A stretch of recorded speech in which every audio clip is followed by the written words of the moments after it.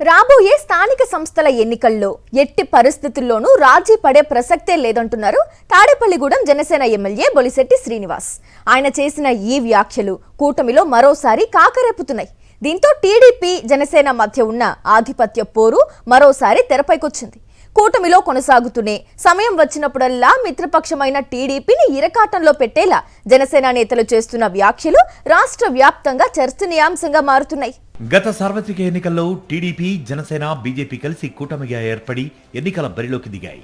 సీట్ల పంపకంలో భాగంగా 175 అసెంబ్లీ స్థానాల్లో తొలుత జనసేనకు 24 సీట్లు కేటాయించారు. అయితే ఎక్కువ స్థానాల కోసం బీజేపీ పట్టుబట్టడంతో జనసేనకు కేటాయించిన 24 స్థానాల్లో 3 సీట్లను బీజేపీకి ఇచ్చి కూటమిలో చిచ్చు రాకుండా సమన్వయం చేసుకున్నారు.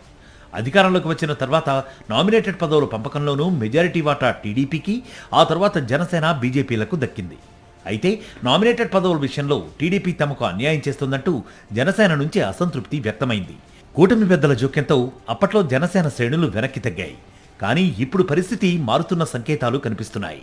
రాబోయే స్థానిక సంస్థల ఎన్నికలను లక్ష్యంగా చేసుకుని జనసేన పార్టీని క్షేత్రస్థాయిలో మరింత బలోపేతం చేసే దిశగా తన ప్రయత్నాలను ముమ్మరం చేసింది ఆ పార్టీ. అందులో భాగంగానే తాడేపల్లిగూడెం ఎమ్మెల్యే బొలిశెట్టి శ్రీనివాస్ చేసిన వ్యాఖ్యలు ఇప్పుడు రాజకీయంగా సంచలనంగా మారాయి.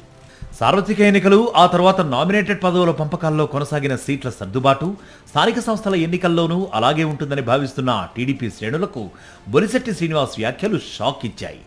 రాబోయే స్థానిక సంస్థల ఎన్నికల్లో జనసేన బలంగా ఉన్న చోట్ల తామే పోటీ చేస్తామని, తమకు సంబంధించిన సీట్లను తామే నిర్ణయించుకుంటామని, గతంలో మాదిరిగా తగ్గి ఉండాల్సిన పరిస్థితి ఇప్పుడు లేదని బొలిశెట్టి స్పష్టం చేశారు.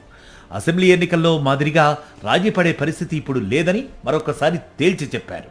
పార్టీని బలోపేతం చేసేందుకు జనసేన అధినేత పవన్ కళ్యాణ్ ఇప్పటికే అనేక మార్పులు చేశారని, ఇప్పుడు జనసేన కూడా క్షేత్రస్థాయిలో బలంగా ఉందని ఆయన వ్యాఖ్యానించారు. ఇదే తరహాలో 2 నెలల క్రితం మంత్రి నాదెండ్ల మనోహర్ సైతం కీలక వ్యాఖ్యలు చేశారు.